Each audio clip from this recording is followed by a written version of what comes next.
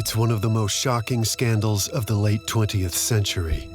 On a June night in 1993, a 26-year-old ex-Marine staggers into the ER, bleeding profusely from his waist down. Horrified doctors discover the man's penis has been cleanly severed with a knife. The culprit, the man's beautiful 22-year-old wife. I did something very bad. What? What would compel this young, striking South American beauty who dreamed of a normal life in America to commit such an unimaginable act of mutilation and assault? Men are just born to cheat. What would you do? I'd castrate him. This was a troubled marriage that included physical violence and had for some time. And after learning the sordid details of the couple's twisted love affair, would the public and the media come to her defense? We all have breaking points. Every man squirmed, and a lot of guys went to sleep with one eye open. She was overcome by the need to go after the very thing that had gone after her. The bizarre case would spawn a fierce national debate and propel a young married couple into infamy. The media couldn't get enough of it. And give new meaning to the phrase, love cuts deep. When she sees that knife, she essentially said, I'm gonna make sure he never does anything like this to me again. They were just hoping they'd find it before some wild animal took off with it. What's the chance of them finding it? I just didn't want to live at that point. I just wanted to end it. Meet Lorena Bobbitt. Hi. Hi. Young, tormented, anonymous, until scandal made her famous.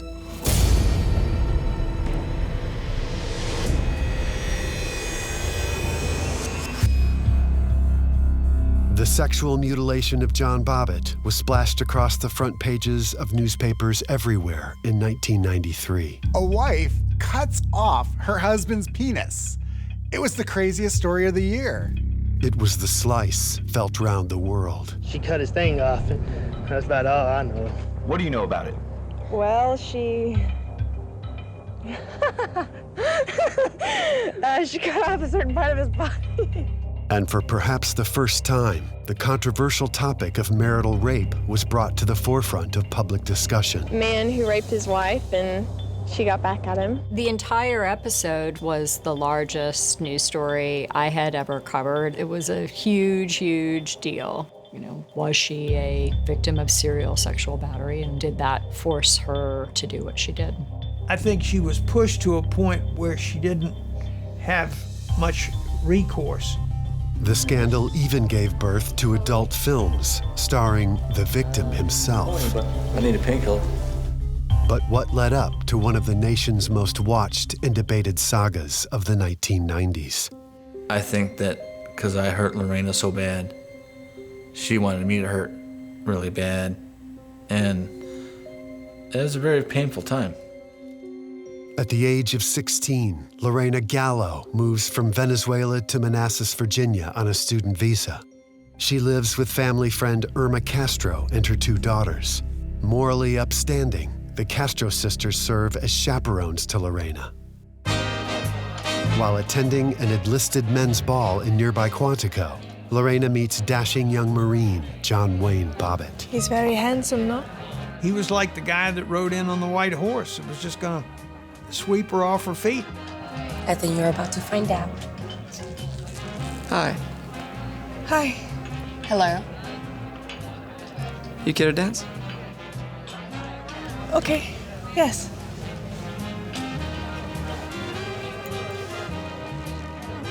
Asked her to dance and tried to talk to each other, but her English was a little off, and it's kind of hard to understand her. That accent. Where's it from? I was born in Ecuador, but I live in Venezuela. Sorry. I'm working hard on my English. It's okay. You're doing fine. John and Lorena exchange phone numbers and begin dating soon after. Lorena was a virgin when she first started dating John. He was only 21 years old, but she thought of him as being mature and worldly, and her family kept a really close eye on that. It's not fair that John and I have to have a chaperone wherever we go. Why can't I have any privacy? Porque si vas a venir en esta casa. Lorena wants to spend time with John alone and gets restless living with the Castros. Woman! No, en mi casa sos niña. Ay, Dios mío, we care about each other. No importa, Lorena, I don't like this hombre. Lorena works at a nail salon owned by a woman named Jana Bisutti. In addition to offering her employment, Jana becomes Lorena's closest confidant and even lets her move in with her and her husband. Of course, of course. John spends a great deal of time at the house. Lorena was a sheltered girl from a strict family, so John was really exciting to her. We'd hang out and do all kinds of fun things together. Dinners, movies, boating, tubing, a lot of fun stuff. Now with the privacy they've yearned for, their relationship becomes more intimate. Lorena was 19 years old and was really attracted to John, so naturally things started to heat up. No, John. Not yet.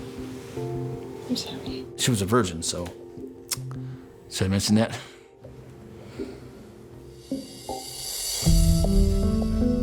But secure in their relationship and allowed total privacy during John's visits, Lorena eventually lets her guard down, and she and John finally have sex. What if I told you? It's time. I'd say you're playing a very cruel joke. It's time.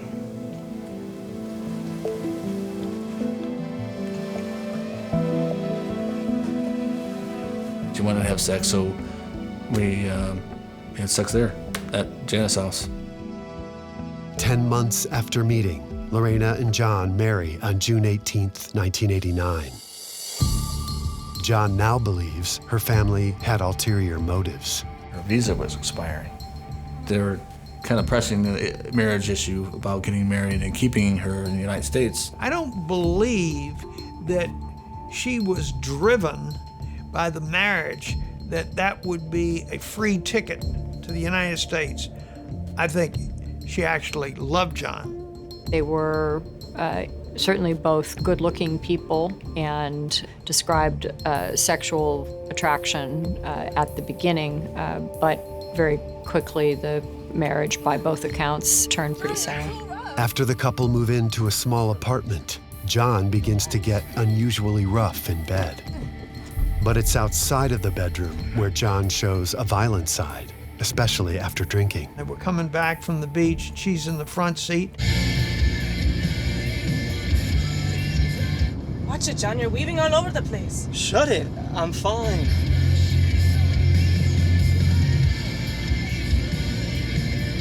John, would you stop driving like a maniac? You're going to kill us. Let me out. Damn it! Ah! Don't you ever do that again!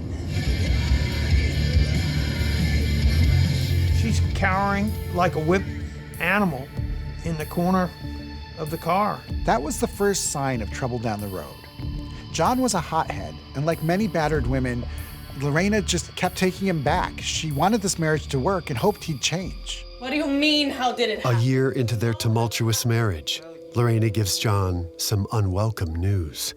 Yes, throw me for a loop. So she said she was pregnant. There's no way we can afford a kid. Not now. I don't want to get rid of it. Yes, you do. You're just not thinking clearly right now. What if we're never ready, John? We will be. Don't worry. Almost a year to the day of their wedding, Lorena gets an abortion. He says, what we need to do is take care of this and go to an abortion clinic, and that was just devastating to her. The guilt and regret will haunt her for years. With the help of Lorena's employer, Jana, and her husband, a mortgage broker, the Bobbitts secure a loan for a modest home. These two had been through a lot, and they hoped that moving into a new place would give them a fresh start. But the Marines declined to re-enlist John after his 4-year term. Unemployed and with time on his hands, John discovers adult-themed cable channels on television. What are you watching? What? That is disgusting. I can't believe you're watching that. Turn it off yourself if you don't like it. I'm getting so tired of this. Of what? Of you doing nothing while I do all the housework and pay all the bills. Hey, in case you forgot, I just got released from the freaking Marine Corps. I'm looking for a job. All you ever do is sit around TV or go drinking at bars. Watch it! You better just watch it and learn some respect, Lorena. I'm your husband. Respect. You don't know the meaning of the word.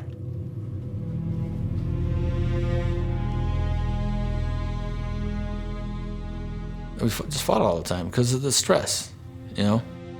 According to trial testimony, a revealing conversation takes place between Lorena and a client at the salon. Has he ever cheated on you?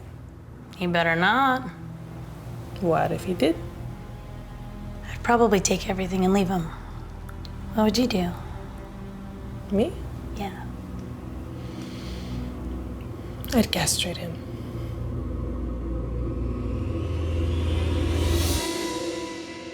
I'm so tired of this. Why?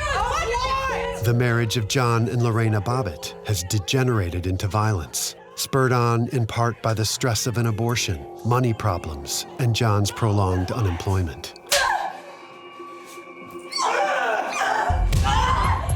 Vicious. She don't get her way, it's on. But it's Lorena who bears the marks of abuse. It was no secret that John and Lorena got into a lot of fights. The neighbors actually had to call the cops because of all the noise. John Bobbitt. Can you spell that for me? Lorena just wanted John to be a traditional husband, but that's not who he was. And Lorena was feisty too, so it was clear that this marriage was getting close to its breaking point. We fought all the time, and it just, things escalated. Open this damn door! Go to hell!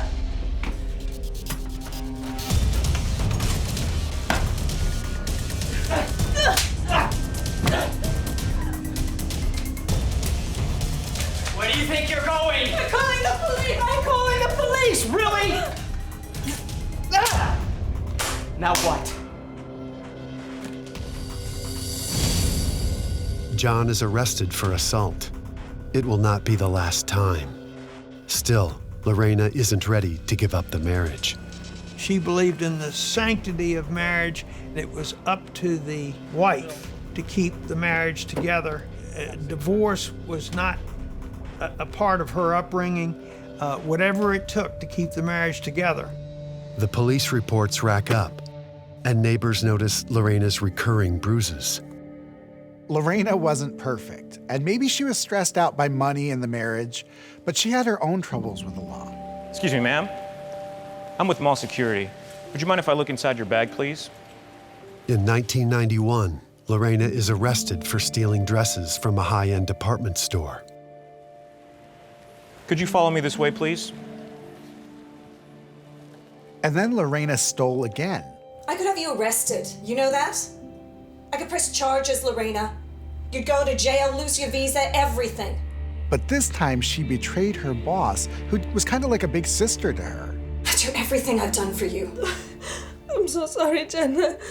I don't know what to say. She would pocket money from customers that actually pay cash, so she would erase the appointment. So there's no record. I don't want to lose my job. Well, I'm gonna need some time to think about it. She hurt the ones we were really close to that took her in and befriended us, and we did things with them, and that was, I was hurt. So I left. John moves to upstate New York to live with family. He and Lorena are now formally separated. So he leaves for New York and wastes no time taking advantage of his new freedom. Come here.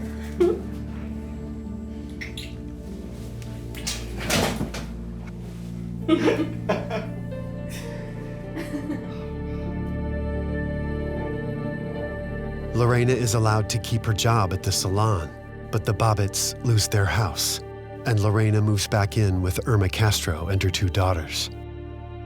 But lonely after a year of separation, Lorena has a change of heart and contacts John. I don't want to live here with Irma anymore. If you come back, we could get an apartment. We could try again. For his part, John too misses Lorena. John was willing to give this marriage another shot. So they find a new place in Virginia, and all seems like it's going well.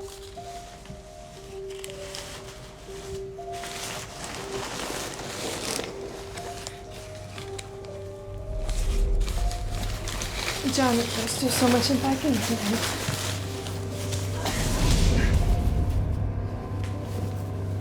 But Lorena will later claim a returning pattern of unwanted sex. Finally, John gets a job as a bouncer at a bar. But that's a dangerous place for a young guy who likes to drink. So Lorena wasn't happy about it at all. You know, it was nice, but Lorena didn't want me to work there. She was real possessive because she didn't really want no one around me. She kept me on a short leash, and she said she would spy on me and stuff, and I worked there. And you know, these girls would come up to me, hug me, and put their number in my pocket. I know you are screwing other women! This is such an insult to me! You don't even know what you're talking about! And you lie about it. To my face! We should have never tried to make this work. Then pack your bags. See if I care. Move back with Irma. Move back to Venezuela. I could care less. Anything is better than this! We had issues. We didn't work on them. You know, me working in the bar and not focusing in on what was important in the marriage and stuff. But you know, I was young. It's just another one of those days. On the 3rd anniversary of the abortion that John had Lorena get, she was overcome with anger and regret and anxiety. I won't be just one of your games. John is so oblivious that he doesn't see the pain that his wife is in, and the next thing you know, they're back into that twisted pattern of violence and anger. The biggest thing was the Marine torture. That's kind of a restraint technique, kind of like a straitjacket. It's a wrestling move. They can't.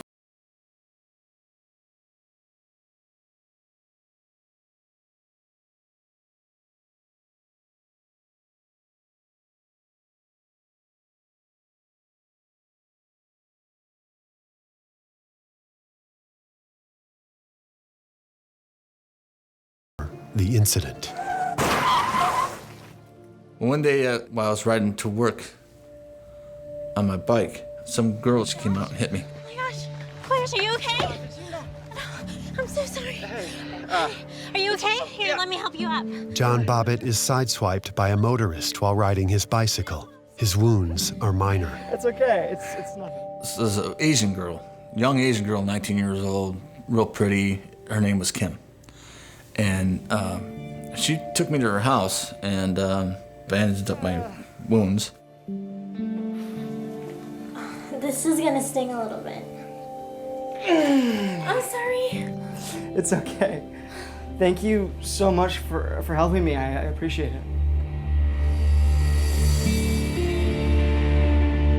In the meantime, I'm contemplating on leaving the marriage. John was actually putting a plan in motion to leave Lorena. He had an old friend come and move in with him until they could find a place of their own. And Lorena was still living in the house. What are you doing? Who is this? This is my friend Robbie from New York. What is he doing here? He's staying with us for a while. Is the couch all right for you, man?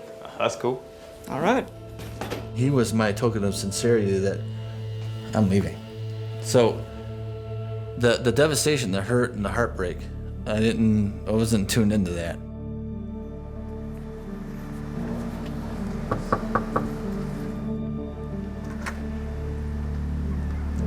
Hi, is John here? No. Do you know where he is? He's at the pool.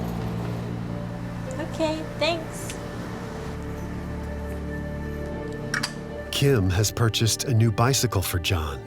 Lorena is unaware of the reason, nor is she aware of the accident in which his bike was damaged.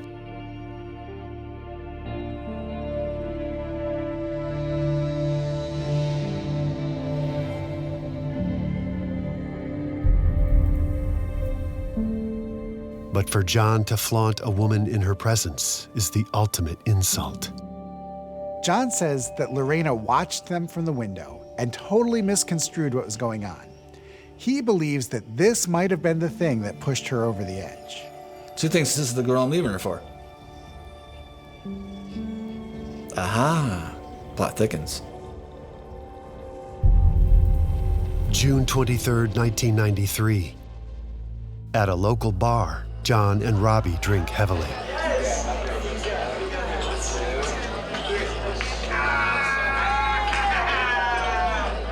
They were going to go out. Okay, fine. That was okay. She had no problem with that because she's getting ready to move out. I got this. Sometime around 3 a.m., they stumble home. Dude, I'm gonna pass out. So this is the night that everything comes to a head. After partying all night at the bar, John and Robbie come home drunk, and Robbie passes out on the couch.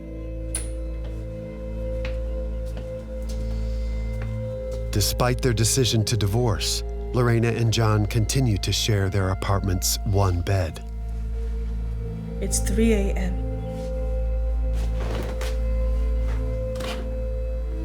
Yeah, so it is.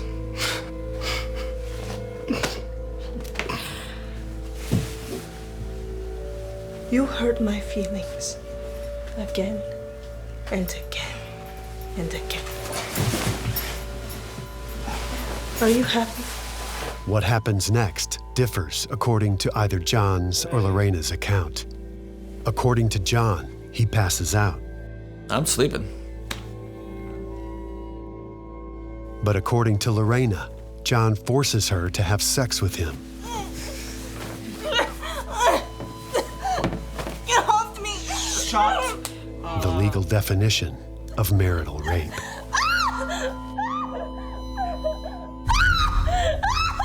This pig comes in, reeking with alcohol, and what can be more traumatic for a woman than being raped? With my own experience with marital rape, I talk about being at a point where I didn't want to call the cops. I didn't want to involve anyone outside of our relationship. I considered him my problem. Then, at the conclusion of whenever he was satisfied, it was like he just kind of pushed her over to the side and he starts snoring. John will concede at his trial that he doesn't remember if he and Lorena had sex or not. That set off a chain of embarrassment, shame, hurt, anger, fear in her that culminated in being overcome by what her defense lawyers called an irresistible impulse. So I was sound asleep. I was just incoherent. I couldn't wake up for nothing. Lorena goes into the kitchen, ostensibly to get a drink of water.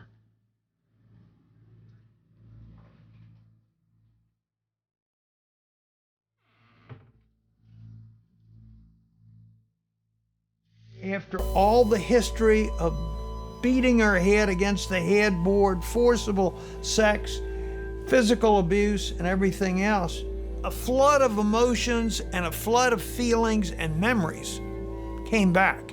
And then you see the knife.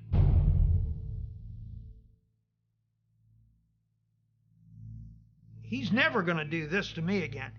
Never again will he do this to me.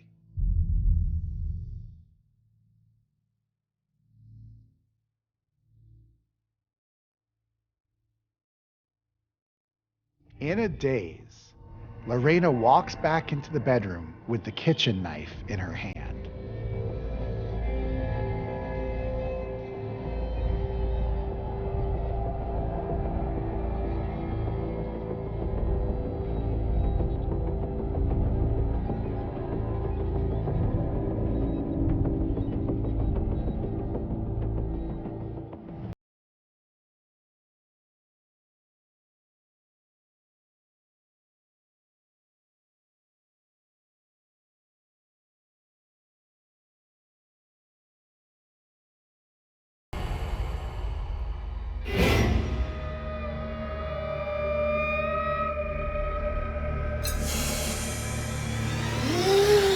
Lorena cuts off John's penis and runs out of the room with the penis still in her hand.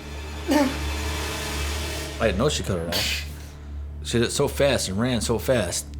I thought maybe I saw a little bit of her on my peripheral running out the bedroom door, but I looked down and there's blood everywhere.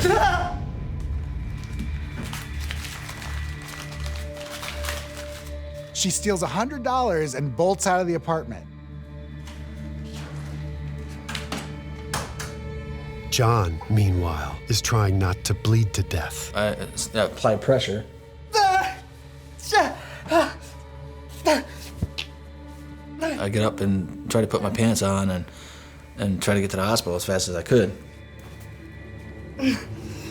So I had to go get my friend up to drive me to the hospital.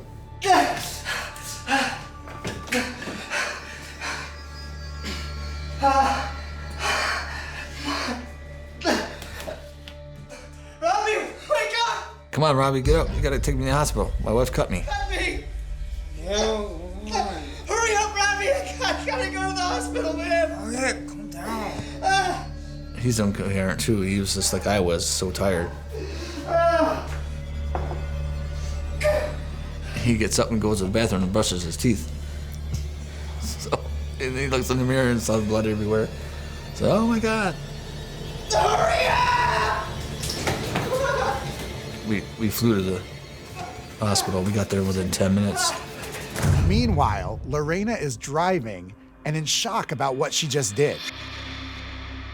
Still in possession of both the knife and the severed organ, Lorena makes an impulsive and critical decision. So she has to get rid of the penis, and in a panic, she rolls down the window and throws it into a grassy field a couple miles from the house. Arriving at the hospital ER, John, accompanied by his friend Robbie, immediately get the attention of medical staff. What happened here? His wife tried to kill him. What? Man, let me see your hand. That's not where she cut. Where'd she?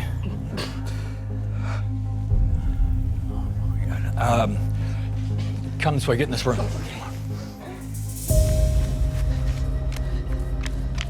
Having disposed of the knife in a trash bin, Lorena then drives to the house of her boss and confidant, Jana.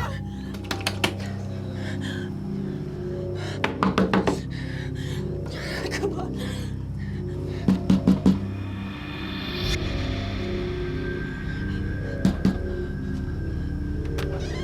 Jana, oh my God, Lorena, what is it? I did something very bad. What? Come in here. Okay, now what's going on? What do you mean you did something really bad? I cut off John's penis. What? He cut it off Jana and I threw it off the side of the road. Okay, I'm just gonna call 911, okay? Okay. Coming to take a seat. The gravity of what she had done really started to sink in with Lorena, and she immediately tells cops where to find her husband's member. Meanwhile, John's life is hanging in the balance. Doctors examine John. His penis was essentially cut off almost at the bottom. It wasn't quite flush with the body, but there was just a little bit left, because I actually put a little tourniquet around the bottom to stop the blood flow, but it was pretty close to the bottom of his penis. My wife did this. She has it. Can you sew it back on? The news isn't good. I understand the police are looking for it. What if they don't find it? Then we'll have to sew it closed. I want you to be prepared, John. Even if they do find it, it may be too late. What's the chance of them finding it? You know? So I'm like, I don't know, I just didn't want to live at that point. Where's the gun? I was looking like, okay, well, how do I self-terminate right now? I just wanted to end it. John Bobbitt's entire identity was wrapped up in masculinity. He was a bouncer at a bar. He was a former military man. He was this stud who liked to have sex with women. And so to lose your penis in the middle of that, that's losing part of your identity. And John was suicidal at the whole idea that what if they can't reattach it? As horrific as John's injury is, doctors see a fortunate side to how cleanly and suddenly his organ was amputated. If you cut the blood vessel completely across, there's elastic fibers in the blood vessel, and much of the time they'll shrink right down. So what's much more dangerous is when you cut a blood vessel and only cut halfway through it, because then it can't shut itself off. So John wasn't going to bleed to death, but he still had a big problem. If they couldn't find his penis, they wouldn't be able to reattach it, and they'd just have to sew the stump closed. He'd have to urinate for the rest of his life sitting down. It's just a devastating thing that happens to you suddenly, and, you know, suicide seems like to be the only answer at the time. Meanwhile, police arrest Lorena Bobbitt and charge her with malicious wounding. She was arrested like anybody else that committed a crime for malicious wounding. She's a very sympathetic figure. She cried a lot from the start. She had told them where they threw it. I guess they were just hoping they'd find it before some wild animal took off with it, which would have changed the story quite immensely. We are 2 blocks north of you on Springdale, directly across from the 7-Eleven. You basically have about a 6-hour window, give or take a little bit, before the organ will start to essentially die. There's living tissues in our body parts, and muscle needs circulation pretty quickly. I think I found it. Hold on, we think we got something. Check it out. Yeah, that's a penis, all right. Why don't you go ahead and retrieve that? I'm gonna go grab some ice at the 7-Eleven.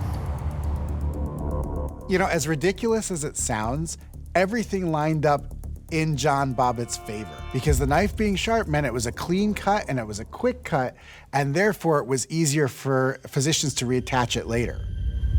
John? John? John had no idea that it had been found and that police were bringing it to the hospital. I have good news. They found it. We're prepping you for surgery. With microsurgery, you either establish the circulation and it works, or it doesn't. There's no sort of in between. So, you know, I certainly hoped it worked, because I would have felt horrible if it didn't work. The marathon surgery takes nearly 10 hours. I just wanted you to know that we were able to get the blood flowing, and I'm very encouraged by the outcome. Now we just need to wait and make sure everything takes. But I think we got it in time. Thank God. After a 10-hour surgery, John and his organ are successfully reunited. This is the happiest day of my life. Amazing. You guys are amazing. Out in the world, the story of this woman who mutilated her husband with a kitchen knife spread like wildfire. The uniqueness of the act of severing the penis was a thing that captured the media's attention. By the next morning, this had already become a local news story and very quickly became a national one. The media is making sure the latest and goriest details hit our living room. Kind of makes me wonder as a man, you know, what my wife would do, you know. Every man squirmed.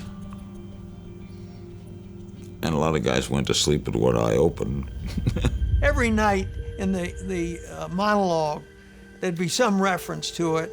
Yeah, they had a big time with it. After about a week, John gets his first encouraging sign of things to come. You're never gonna guess what happened. I called my mom. My mom answered. Hey, said, Mom, I can't believe it. I got an erection. She, I don't want to hear that. Talk to your dad. So, okay, we'll talk to Dad. Nobody disputed the horrible thing that Lorena had done.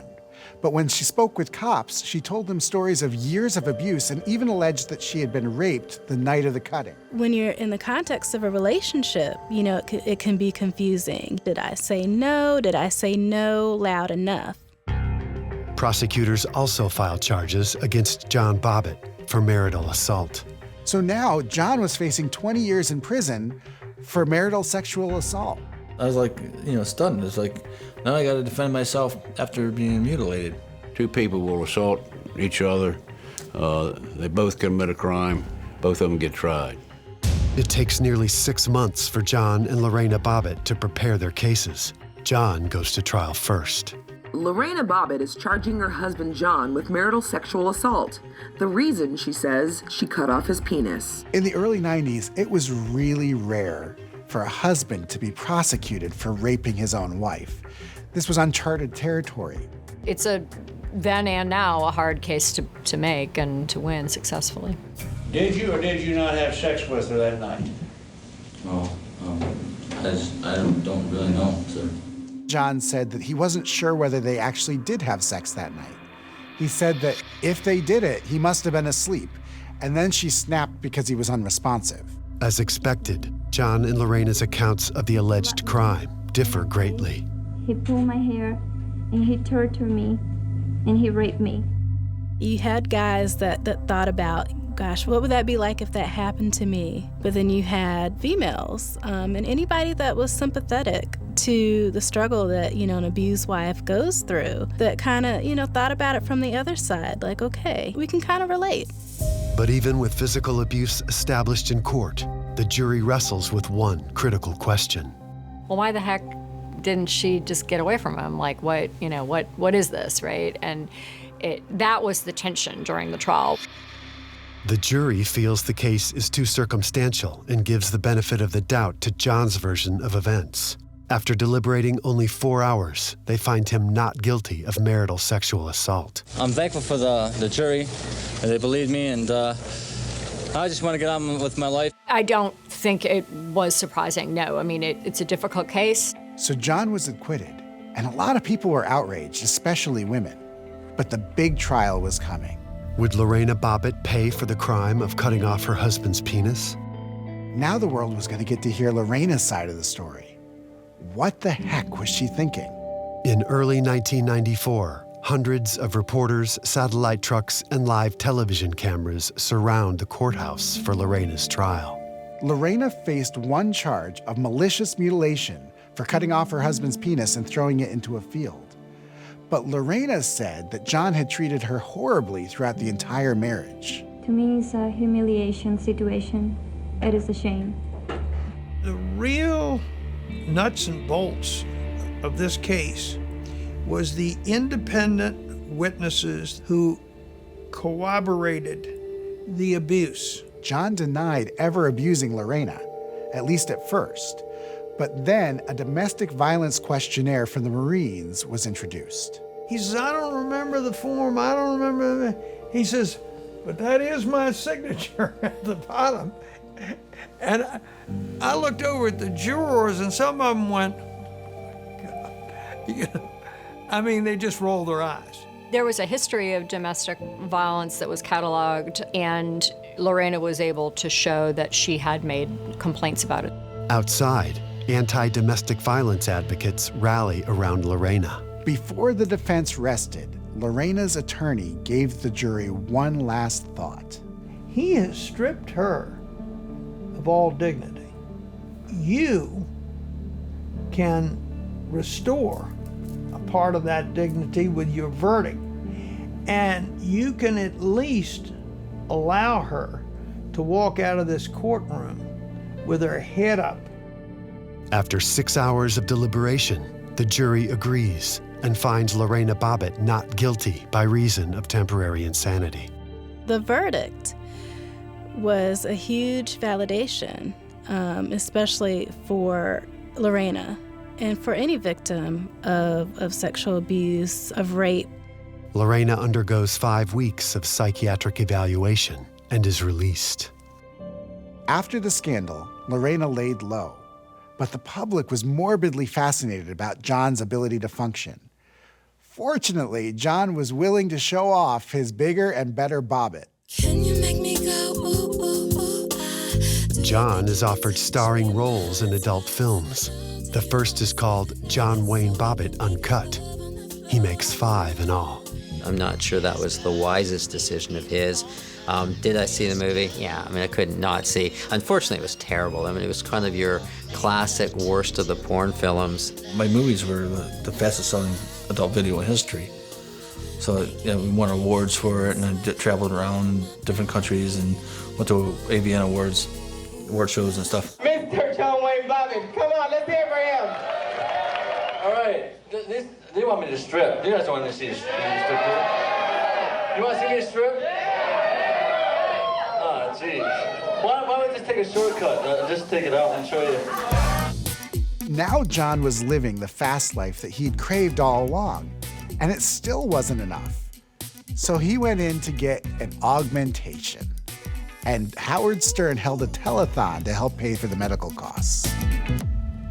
But for John Bobbitt, fame is fleeting. After his 15 minutes were up, John was kind of a mess. He assaulted 2 girlfriends and even went to jail for theft. In 1997, Lorena makes headlines again for allegedly assaulting her mother. But once again, a jury finds her not guilty.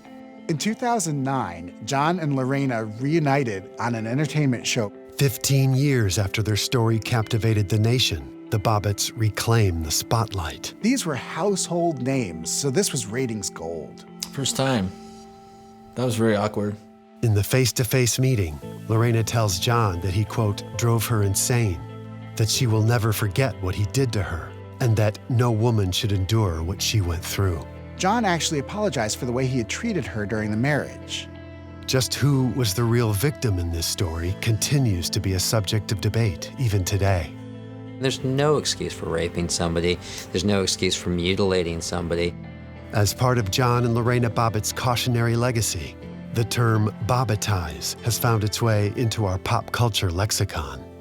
Today, John Bobbitt says that he's a changed man and only has a few regrets. With Lorena, I would have tried a little harder, made better decisions. You make good decisions, you make bad decisions, you know. This was more than just a case about, John Bobbitt's penis. And the emphasis needed to be on the trauma that she'd sustained over the years in their marriage. Lorena Bobbitt may have, in wisdom, prevented acts of domestic violence by doing what she did.